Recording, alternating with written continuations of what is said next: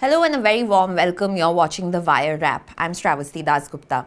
A week after the Pahalgam terror attack, yesterday the Union Cabinet took a decision which took a lot of people by surprise when it announced that caste data will be included in the decadal census. Now, this is a big move by the Union Cabinet. Remember, earlier the Bharatiya Janata Party government as well as Prime Minister Narendra Modi have opposed any bid to have a caste census, which was a major core poll plank of the opposition in the 2024 Lok Sabha elections. And now this caste census will be conducted along with the decadal census. However, there has been no timeline provided. Now, while this has been announced, a number of security meetings have also been held over the last week in connection with the Pahalgam terror attack, and the government has promised strict action, very strong action, but we don't really know what that really translates into. To discuss all this and more today, I am being joined by Vijaita Singh. She's a deputy editor at The Hindu, and Sushant Singh, he's a consulting editor at the Caravan. Thank you so much for joining us. Let's get started with the news that has taken everybody by surprise. Yesterday, we saw there was a cabinet committee on security meeting, which was the second in a week after the Pahalgam terror attacks. And there was a lot of anticipation about a string of measures that were likely to be taken in connection with the Pahalgam terror attack. But also yesterday, the CCPA, which is the Cabinet Committee on Political Affairs, also met. And the decision that was announced after that, while everybody was waiting for something on Pahalgam, was the fact that caste data will be part of the decadal census. Now, Vijaita, you had reported earlier that the government is mulling in including this data in the decadal census when it is going to be conducted, and now it has gone ahead and announced this. No timeline has been provided when this will be done. We know that since 2021 the census has been delayed. So how do you see this move that was announced yesterday and the timing of this particular move? So, thank you so much for having me here. The timing is the Bihar assembly elections are months away.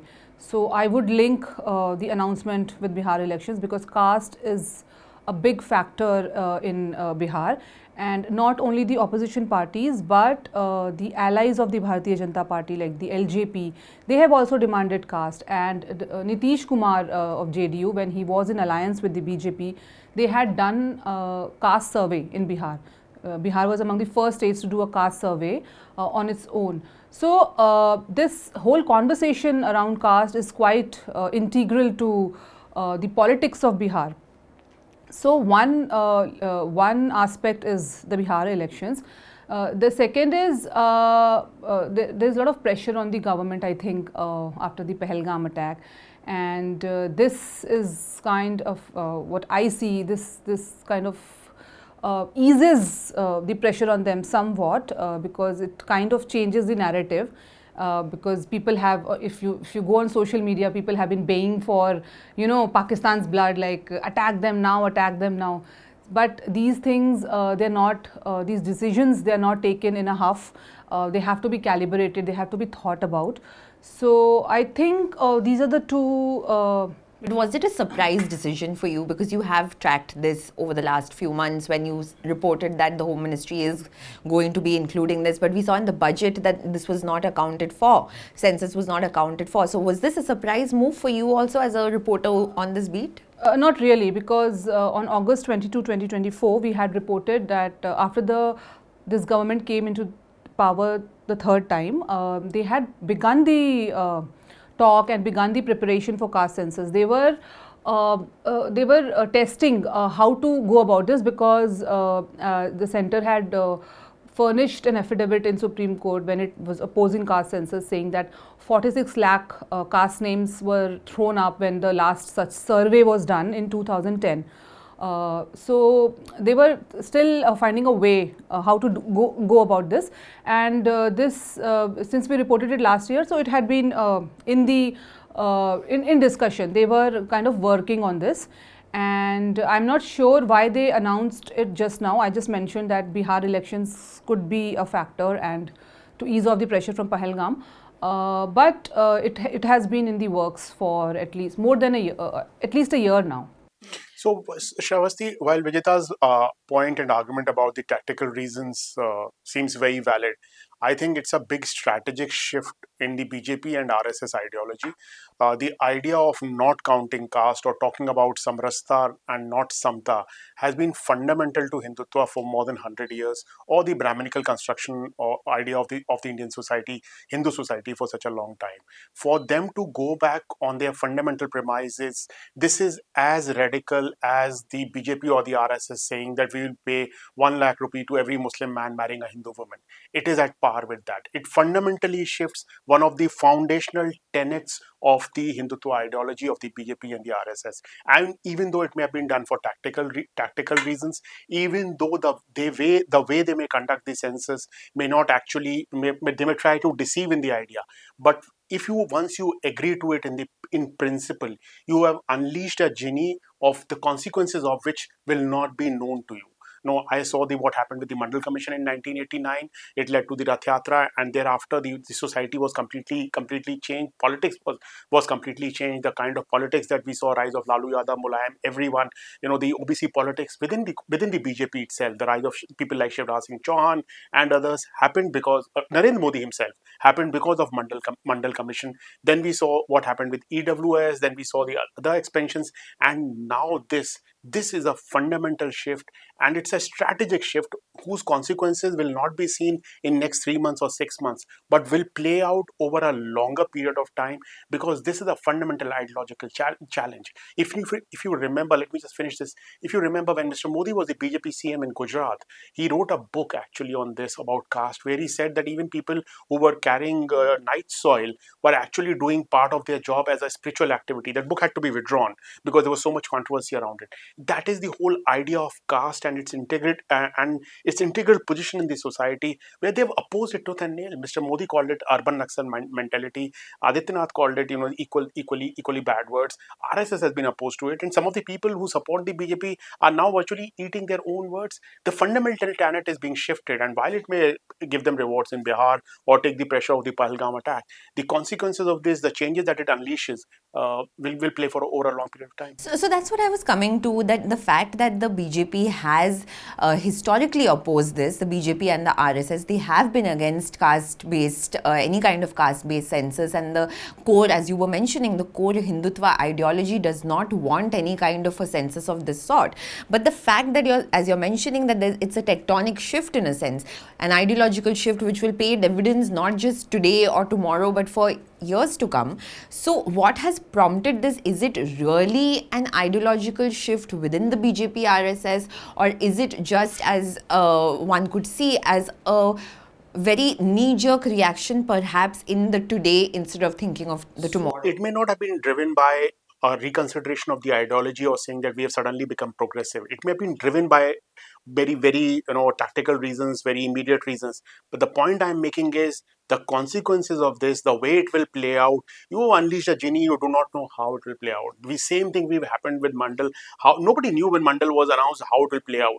Mandal played out in many ways over the next 10-15 years. We do not know how this will play out. This is a big shift. It may have been done for it has not been done after reconsideration. There's been no RSS committee which has studied and said no, we have gone back on our words. There have been no documents that are brought out. There's no public debate. Till yesterday, the same guys were opposing the caste census, and a day later they are agreeing to it. So there's been no ideological consideration and rethink. Maybe what you would have in a communist party, which would go and study it and do 5 documents. But what? And it is not that there are only going to be advantages. It could be disadvantages. The way in which it will play out both within the society and the polity is something which will have to be seen, and it will play out over a long period of time. We still don't know that. Yeah, so one of the reasons that yesterday the minister announced, Ashwini Vaishnav, when he was announcing the cabinet committee's decision, he said that the earlier Congress governments had not done this exercise properly, and only the union government has the power to conduct a census. And the 2011 SECC survey that was conducted, that was not conducted in a proper manner. So that data, we know that in 2011 that was conducted, there were reported to have been anomalies in the data. The Congress itself has said that there were anomalies. In 2013, that was supposed to have been corrected and some sort of data was present with the government. But then in 2014, the elections came around the corner and that data was never really made public. So is that something that the government could possibly draw on in conducting this exercise? Yes, that's a very good question. The socio-economic caste census, which the Congress government did, UPA government did in 2010. So it was a survey done by the Rural Development Ministry in alliance with the Registrar General of India, which conducts the census. So it did not have any statutory authentication to it, because census has a statutory stamp to it. But this was just a survey. And one of the very apparent problem with the survey was that people were given open-ended. It was an open-ended survey. People were asked to write their caste on their own. So that is why 46 lakh caste names came up. So for example, if somebody is a Baniya, so they wrote Gupta in their caste, or Agarwal, or Aggarwal. So each and every name that was the caste name that was provided in the survey was counted as single. If there are Aggarwal 10 Agarwals like that, so it will count them as one, and Aggarwal as one, another one. So that is why the numbers went up.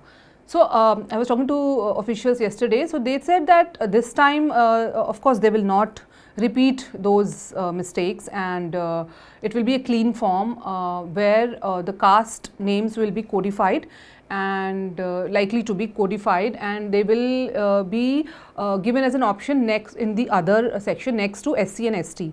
So since independence, the census has not counted any other caste other than SC and ST. So even in SC and ST, the communities are codified. So you have to choose from those communities, and that is how they arrive at a number. But now with this other category that they will add, it will also include general category as well as OBCs. So how they reach that directly? How do they shortlist those names? Because Centre's OBC list has more than 2,500 names. Plus states are allowed to have their own state OBC list. They also have thousands of names. So how they will reach common ground, that is to be seen. How they will arrive at these numbers, because SC and ST are the domain of the center. Nobody can touch it. But here state governments are also involved. So if they exclude, say, one category of OBC, then the state may say that why have you excluded this? So it's not an easy task. But Vijaita, this was the same problem even in 1891 census during the British era. The enumeration of caste and how you identify caste, and at that time technology was not there, so you had to limit the number of castes. A lot of existing castes were actually merged together. For example, the most famous example is Yadavs. Yadav was not a single caste. There were 4 castes, but they were merged together. I think Gop, Gwala, Ahir, and one more caste. They were all merged together to make one caste. Number of castes were actually compressed, and that shift, because of how the census was conducted, actually changed the society and politics in some way. So even now, how you identify the caste, the usual technique is to use something called the Anthropological Survey of India. Anthropological Survey of India has an official list of all the caste groups, sub-ethnic groups, and you take those castes and subcastes and you use them so that variations in language, as she said, variations in spellings, etc., do not come in. But it is going to be a humongous challenge, and it will remain a huge bureaucratic challenge, and there will be problems, there will be doubts, there will be issues. People will say we are not the same caste, because essentially caste is what? Caste is an unequal grouping, and so people will say no, this guy is trying to upgrade his caste and make it say that he or she is a Baniya. No, but he is actually an OBC who is doing something else, etc. And those kind of problems will continue to remain. A lot of people who are in the so-called lower caste want to upgrade themselves, because this is a whole Brahmanical construct, and this is a sociological construct, and may want to portray themselves as a higher caste, and they may oppose that these guys are not. So those kind of challenges will definitely. So that is the second step. The first step is the notification. And how do you notify? When are you going to conduct the census in the first place? Yeah. That has not been clarified yet. So usually what happens is they can merge the 2 phases also. There is the first phase is house listing, the house listing phase, and the second phase is the population enumeration. So this takes roughly around 11 months. This starts usually from April 1 and ends on Feb 28. So that date, before April 1, 3 months before that, they have to notify when the April 1 date, so that the enumerators can be trained. There are 35 lakh government officials who will participate in this exercise, and since this is going to be the first digital census, they will have to be given training on the app, everything. So the initial training was done in 2019-20 for the 2021 census. Then COVID came, and then since then it has been indefinitely delayed. But that training is old now. Now you are adding the caste factor to it. So the application, the mobile application that they have created for this purpose, that also needs to be, the enumerators need to be reoriented now. So even that will take at least 3 to 4 months. So even that has not started. So let's, I don't know when. Vijaita, one question for you. In 2020, they said it was the COVID why they didn't conduct the census. As someone who's been closely tracking it, what is the reason they've been giving informally to the reporters or to others as to why they have not conducted the census, let's say after 2022? So initially there was no reason, it was just COVID, but later on this NPR, National Population Register, which is to be collected in the first phase of census. So opposition to it by many states, because it was linked with CAA. So they thought that if they start the exercise now, many states may not cooperate, and it will defeat the entire purpose. Then that was kind of like it withered down, that issue. Then came this caste census demand. So this demand So is it because you also report politically, is it somehow linked to the 2026 delimitation of constituencies? So delimitation has to be done. So that's the demand that is coming up from opposition parties, is that first you have to do delimitation, then you have to do caste census, because if you do caste census before delimitation, then that kind of defeats the purpose. So first you have to do delimitation, then you have to do caste census. And another very important announcement that was made by the government last year is the women's reservation bill, that is also linked to which it. is also linked to this, census, which is linked to the delimitation exercise as well as the census. And so all of these exercises are being announced by the government, which are being announced without any timeline. So we just have, at this moment, we know that these things are going to be done. But as you're reporting, and as you have reported before as well, that there is no current timeline or proposal, the notification hasn't come. And I want to ask you also this, that as she was just mentioning, that OBC lists obviously come under the state governments, SC/ST comes under the union government. So before such an announcement was made, some kind of coordination, meeting, reconciliation, because we have seen in the past few years under the Modi government, the opposition ruled states and the Modi government have been at loggerheads. So that will require cooperation, coordination. Of course, the opposition parties are on board with the caste census, but should we have seen some meetings of some form with chief ministers? Maybe they will happen.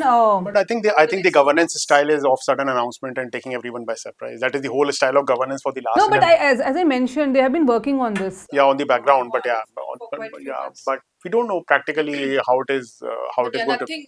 They have not shared anything in public. Sometimes you feel that it is like it's a mirage. You're walking down and sometime you will reach, but you never hit the mirage kind of a thing. या फिर ये वो गालिब दिल को बहलाने के लिए ख्याल अच्छा है.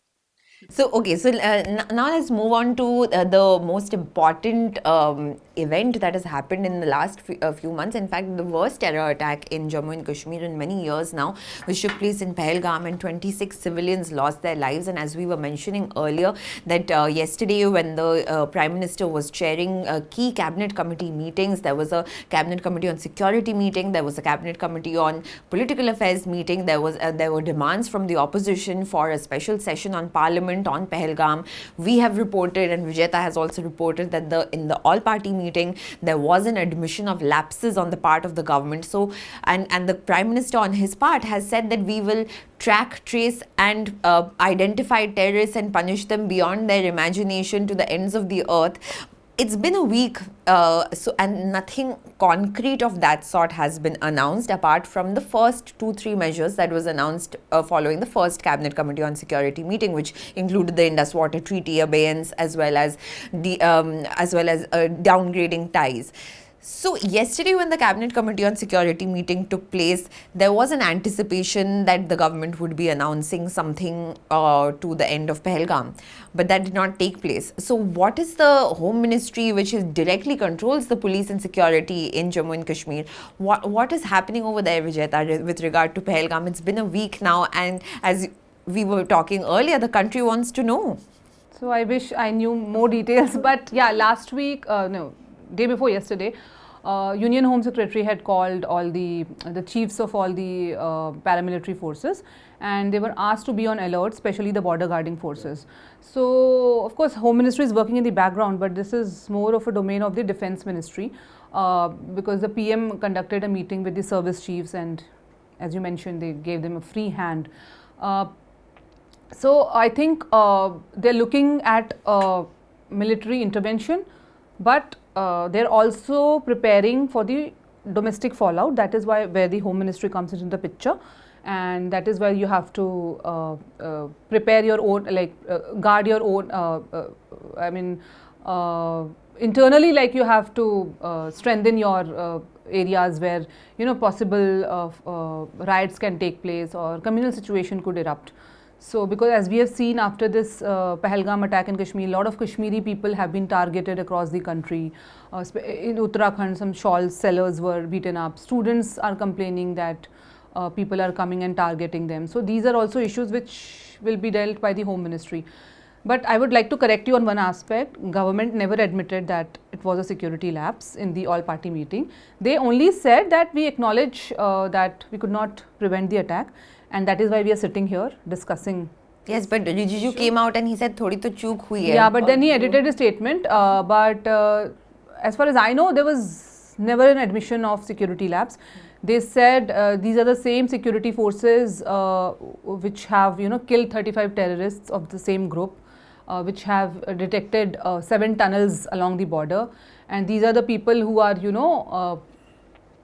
24 hours they are securing our borders and the hinterland of the country. So you cannot say it's a security lapse. They said yes, we acknowledge that it could not be prevented. That is what they said. Vijaita, you spoke about the Kashmiri men and students, etc., being targeted. Has the union government issued an advisory like it had issued in 2011 and 12 when Radha Kumar pressed the then UPA government that Kashmiri should not be should be targeted? Because to the best of my knowledge, no such advisory has been issued this time by the government.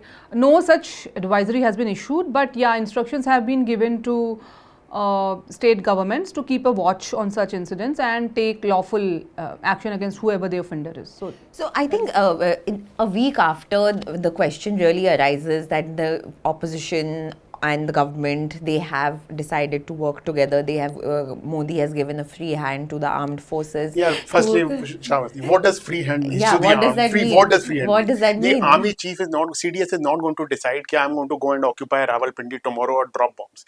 But the war is what? War is, as Clausewitz said, war is extension of politics by military means. The political leadership has to decide, give specific goals. Military leadership can only find ways of executing that goal through military means. It is not, what does free hand mean? This free hand is absolute nonsense. It means nothing. It is just garbage.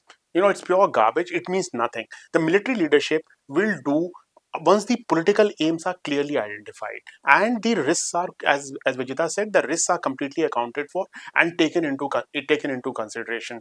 The releasing these video clips through ANI of a meeting with service chiefs or publicizing that a CCS meeting was held is essentially to generate some kind of news to keep the audience busy and keep the people busy, while perhaps serious decision making and serious considerations and other things are taking place where you understand that what is the the menu of options that you have, what is it that you can do, and those options, each of those options will bring their own fallouts, will they bring their own problems, and how do you deal with those sets of problems.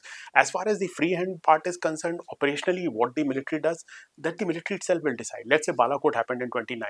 The Prime Minister may have told them that go during the cloud, आप फायदा ले सकते हो, benefit ले सकते हैं cloud cover का, but it is the Air Force which would have decided that we will go take a packet of 8 Mirages, we'll take Jaguars, we'll fire this PGM, we will fly at this height. The Prime Minister or the Defence Minister will not decide that, and that is true even now. It has been true historically as well.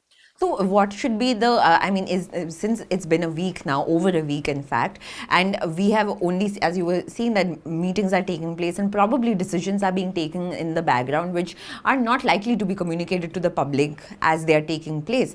But is there a sense that the response is being calibrated And while statements are being made that we are going to take very strong action and respond, bring justice to the perpetrators and all of that, but what is that response?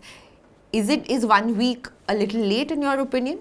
No, I don't think 1 week is late. I think it was on the 14th day after Pulwama that the 13th or 14th day that Balakot happened. Even after Uri and the so-called surgical strikes, that is the trans-border trans LOC operations by special forces. I think there was also a couple of weeks. Couple of weeks is not much of a time. It depends on what option are you exercising.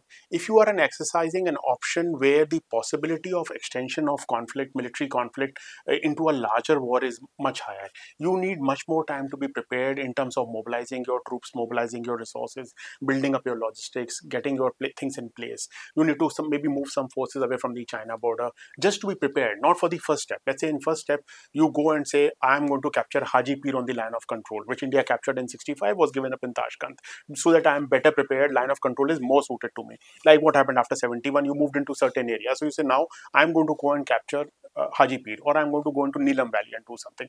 Now, it is highly possible if Pakistan loses Haji Pir, it will go and come and attack you somewhere else. And you might have 10 such options. Now, for 10 of those options, you need to be prepared with your forces, with your supplies, with your ammunition, with your reserves. Now, these forces may have to come from somewhere. So you require time to build up for the what is the Pakistani response going to be? It's not about what the first step is taken. First step is nothing. First step is just your initiation. You can surprise Pakistanis anywhere. It's a very long border from almost from Ladakh to Gujarat. You can go anywhere. It is about what Pakistan does that. How well are you prepared for that? The service chiefs, the armed forces may give their own consideration. The army may say, no, we need to mobilize in an even greater form because Pakistani response may be much stronger, and we don't want to be surprised once Pakistan responds. So some time is definitely required. 1 week is not that much of a time. Just because 2019 the crisis got over very quickly, there was some PGM which were fired from an aircraft. They missed the target at Balakot. Luckily the pilot survived. Pilot was alive when it was captured. He was released very quickly. So things tapered down very quickly. The same thing may not happen this time, and you have to be prepared for far greater contingencies. So I don't think 1 week is what we should focus on, and we should not be expecting the government to publicly tell us as to what they are going to do. What we should be worried about rather uh, is my worry essentially is, how is the escalation going to be controlled?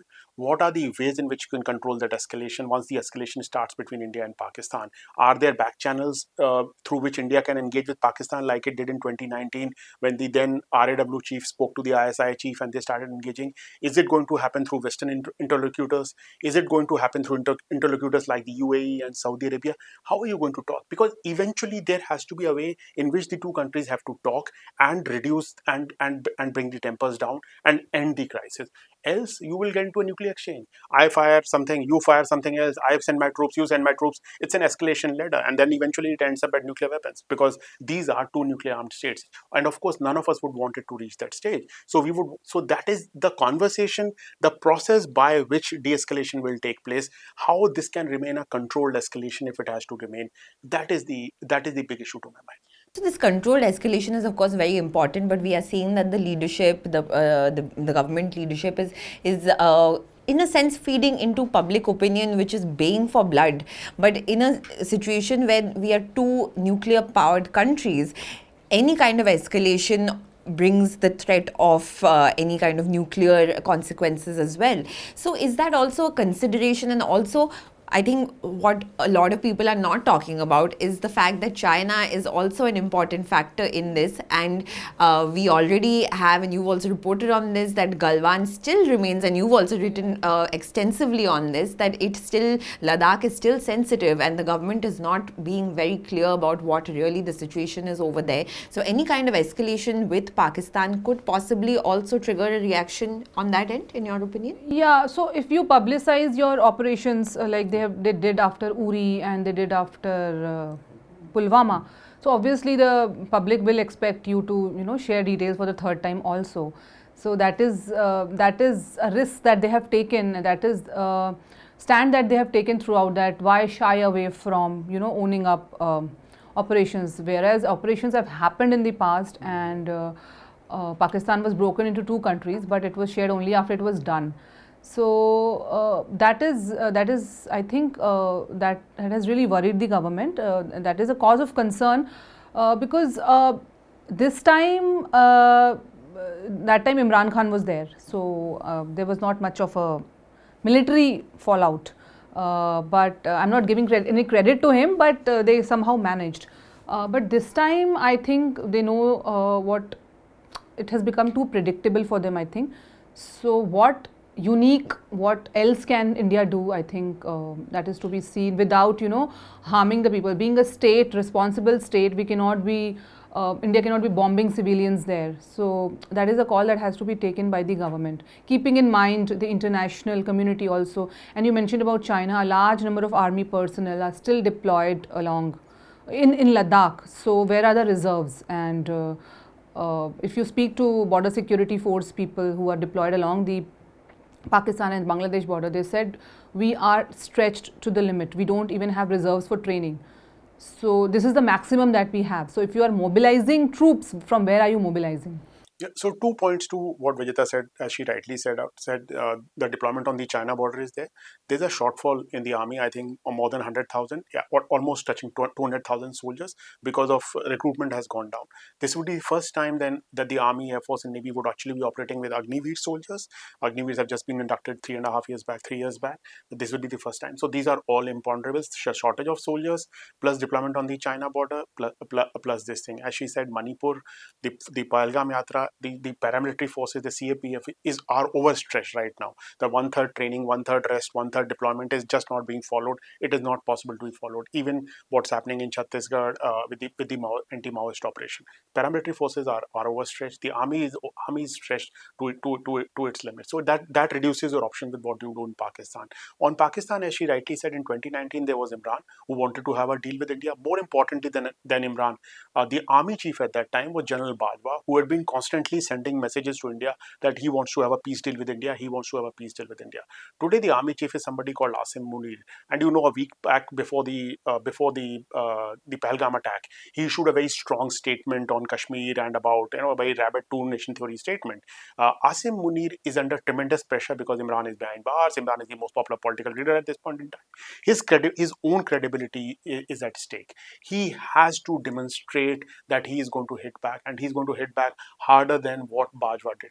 This is the general sense you get when you speak to people who are in touch with Pakistani military globally, and you hear this constantly coming from there, that Munir is under so much pressure, both from his core commanders and generally, that and to protect the reputation of the army and his own reputation, that he has to hit harder. And that is the big risk now, that this is not 2019. It may not go that same way, where it may all end up very quickly. In 2016, the Pakistanis said that nothing happened when India sent those special forces across the line of control. They said nothing happened. I think after that, Vijaita reported that earlier Op Kabaddi and others were done, which were much more fiercer, much more deeper operations. I think you did that Op Kabaddi report, I remember, after that.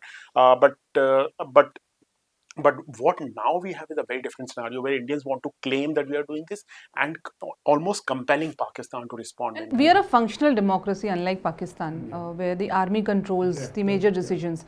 So even that has to be taken into factor. We cannot be acting like a rogue state and going around killing civilians. So I think that has to be. It is a huge challenge. It is not an easy decision to make.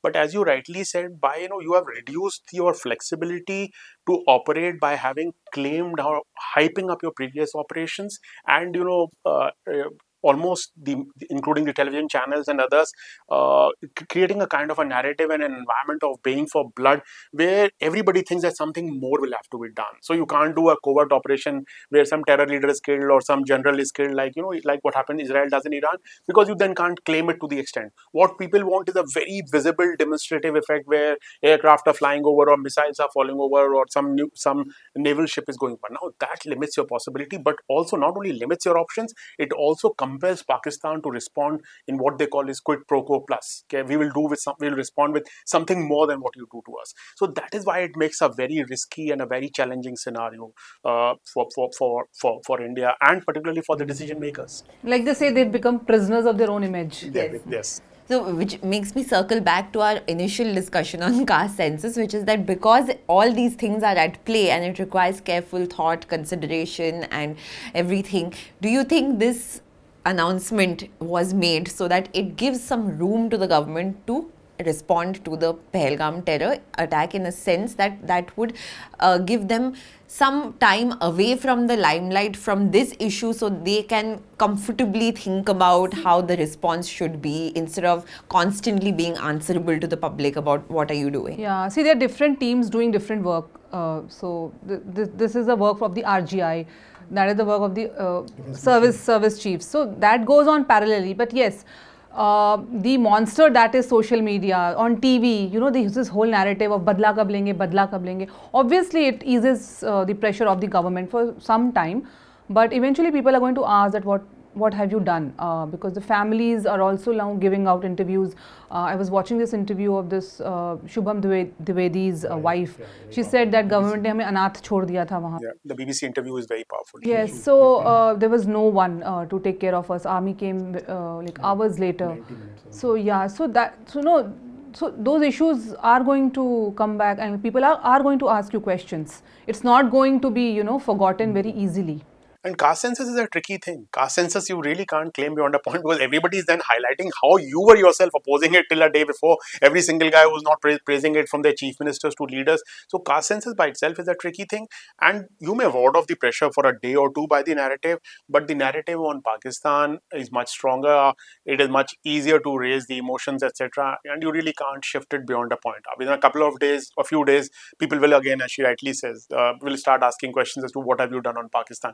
In Pakistan, they are trapped by their own image, by their own rhetoric, by their own politics. They are trapped in a certain sense that I think in some sense, they're really struggling how to manage that risk, contain that risk in whatever decision that they take. All right, so we'll have to keep our eyes on all these developments, how the government is going to maneuver the situation with Pakistan, respond to the questions that's being raised by the victims of the Pahalgam terror attack, while also justify its move in terms of the caste census, which it has historically opposed tooth and nail, as Vijaita and Sushant were just pointing out. Thank you so much to the two of you for joining us, and thank you to the viewers for watching, and I'll see you next week.